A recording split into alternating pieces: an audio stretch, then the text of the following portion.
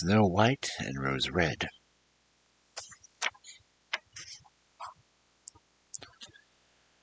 A poor widow once lived in a cottage with a garden in front of it, in which grew two rose trees, one bearing white roses and the other red. She had two children who were just like the two rose trees. One was called Snow White, and the other Rose Red. And they were the sweetest and best children in the world, always diligent and always cheerful. But Snow White was quieter and more gentle than Rose Red.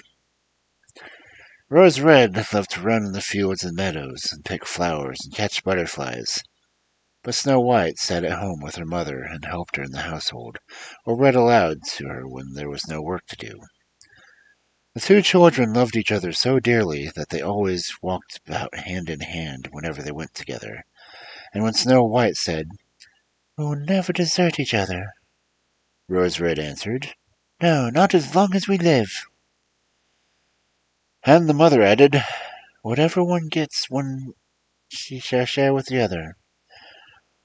They often roamed about in the woods gathering berries, but no beast offered to hurt them. On the contrary, they came up to them almost confidently in manner. A little hare would eat cabbage leaf from their hands. The deer grazed beside them. The stag would bound past them merrily, and the birds remained on the branches and sang to them with all their might. No evil ever befell them. If they tarried late in the wood and night overtook them, they lay down together on the moss and slept till morning, and their mother knew they were quite safe and never felt anxious about them. Once, when they had slept all night in the wood and had been wakened by the morning sun, they perceived a beautiful child in a shining white robe sitting next to the resting place. The figure got up, looked at them kindly, but said nothing, and vanished into the wood. And when they looked around about them, they became aware that they had slept quite close to a precipice, over which they would certainly have fallen had they gone on a few steps further into the darkness. And when they told their mother of their adventure, she said they must have seen an angel that was guarding them in their sleep. Snow White and Rose Red kept their mother's cottage so beautifully clean and neat that it was a pleasure to go into. In summer, Rose Red looked after the house, and every morning before her mother awoke, she placed a bunch of flowers before the bed, and from each tree a rose. In winter, Snow White lit the fire and put the kettle on, which was made of brass, but so beautifully polished that it shone like gold. In the evening, when the snowflakes fell, their mother said, "Snow White, go and close the shutters." And they drew around the fire while the mother put on their spectacles and read aloud from a big book, and the two girls listened and sat and span. Beside them on the ground lay a little lamb. Behind them perched a little white dove with its head tucked under its wing. One evening, as they sat thus cosily together, someone knocked at the door as though he desired admittance. The mother said, "Rose Red, open the door quickly. It must be a traveler seeking shelter." Rose Red hastened to unbar the door, and thought she saw a poor man standing in the darkness outside. But there was no such thing, only a bear who poked his black, thick head in through the door. Rose Red screamed aloud and sprang back. The lamb began to bleat. The dove flapped its wings, and the Snow White ran and hid behind her mother's bed. But the bear began to speak, and said, "Don't be afraid.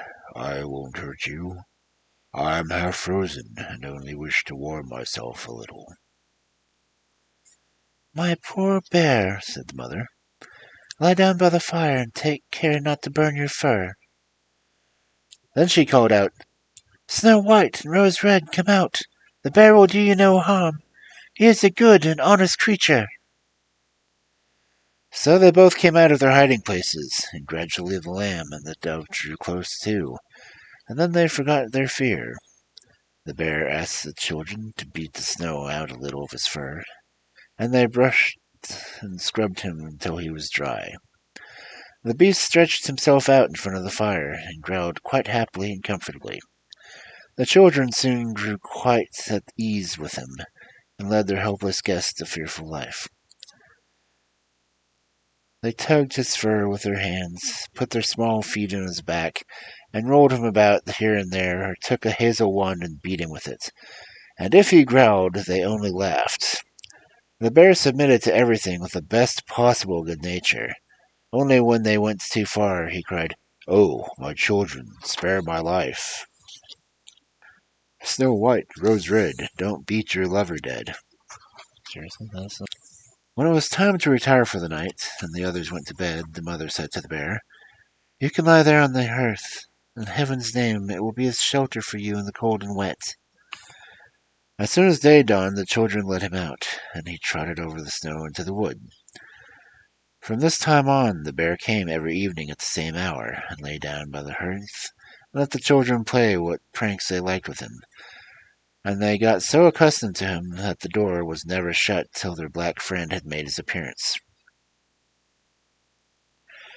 When spring came, and all outside was green, the bear said one morning to Snow White, "Now I must go away and not return again the whole summer." "Where are you going, dear bear?" asked Snow White. "I must go to the wood and protect my treasure from the wicked dwarfs. In winter, when the earth is frozen hard, they are obliged to remain underground, for they can't work. But now, when the sun has thawed and warmed the ground, they break through and come up above to spy the land and steal what they can. What once falls into their hands and into their caves is not easily brought back to light." Snow White was quite sad over their friend's departure, and when she unbarred the door for him, the bear stepped out and caught a piece of his fur on the door knocker. And Snow White thought she caught sight of a glittering gold beneath it, but she couldn't be certain of it, and the bear ran hastily away and soon disappeared behind the trees. A short time after, this sent the mother to the children into the wood to collect faggots.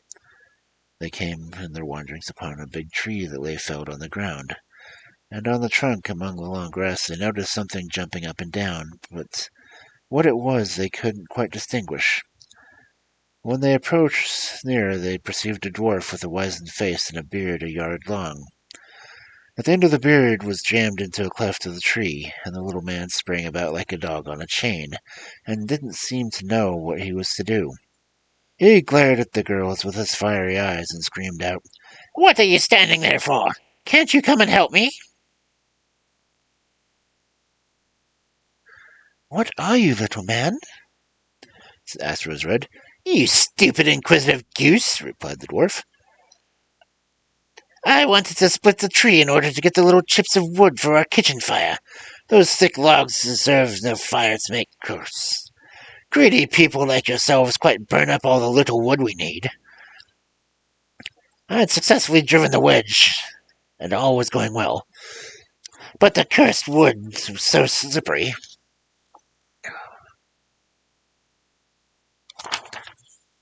that it suddenly sprang out, and the tree closed up as rapidly as I'd had time to put my beautiful white beard out.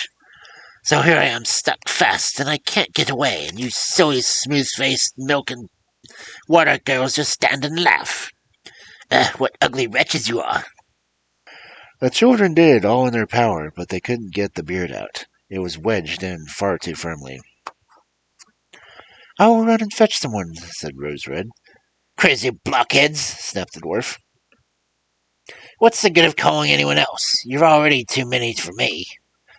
There's nothing better to occur to you than that." "Don't be so impatient," said Snow White. "I'll see you get help."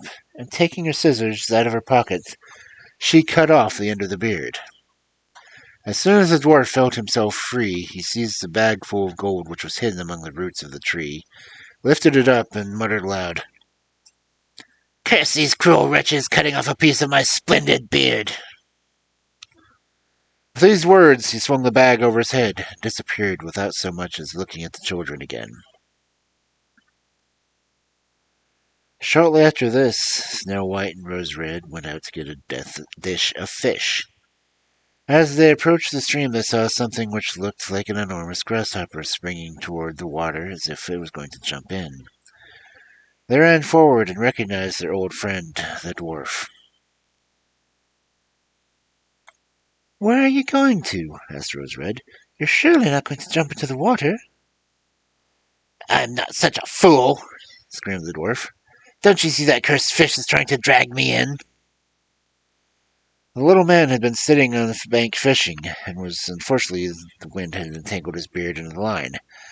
And when immediately after a big fish bit, the feeble little creature had no strength to pull it out, and the fish had an upper fin and dragged the dwarf toward him. He clung on with all his might to every rush and blade of grass, but it didn't help him much. He had to follow every movement of the fish, and was in great danger of being drawn into the water. The girls came up just at the right moment, held him firm, and did all they could to disentangle his beard from the line, but in vain. Beard and line were in hopeless muddle.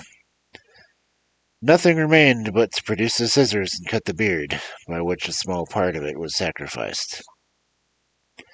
When the dwarf perceived what they had done, he yelled, "Do you call that manners, you toadstools, to disfigure a fellow's face?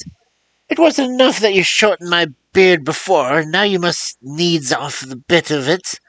I can't appear like this before your own people. I wish you'd just done Jericho first."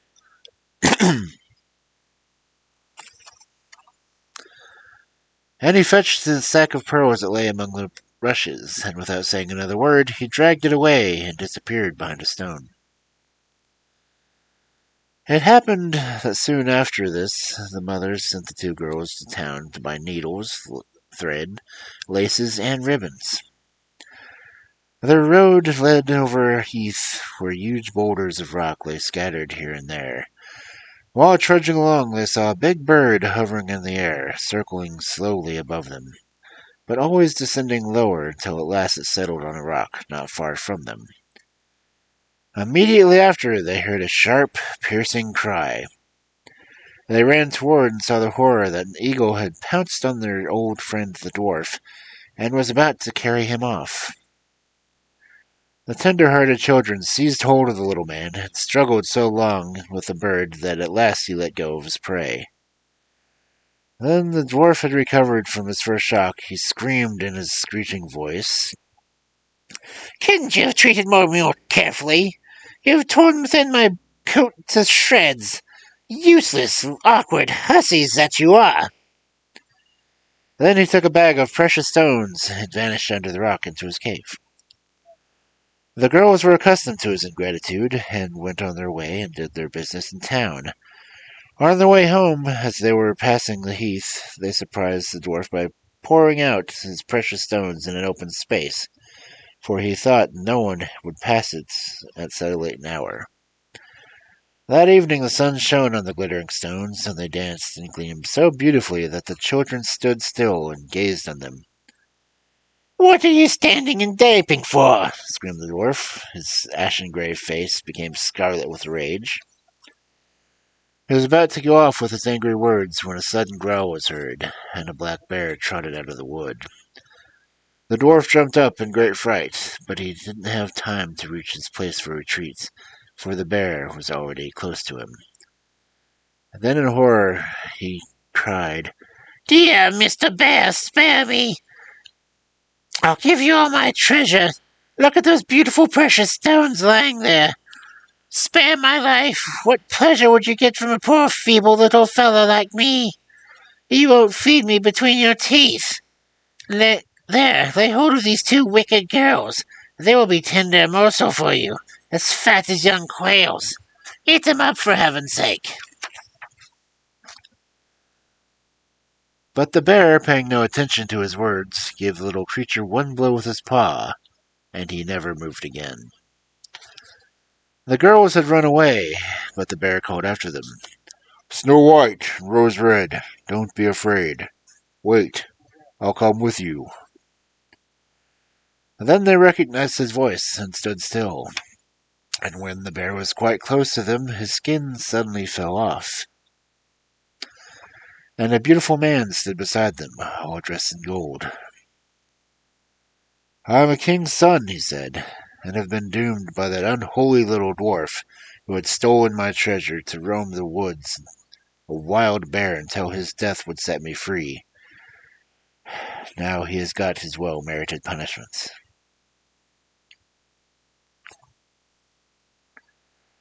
Snow White married him, and Rose Red his brother, and they divided the great treasure the dwarf had collected in his cave between them.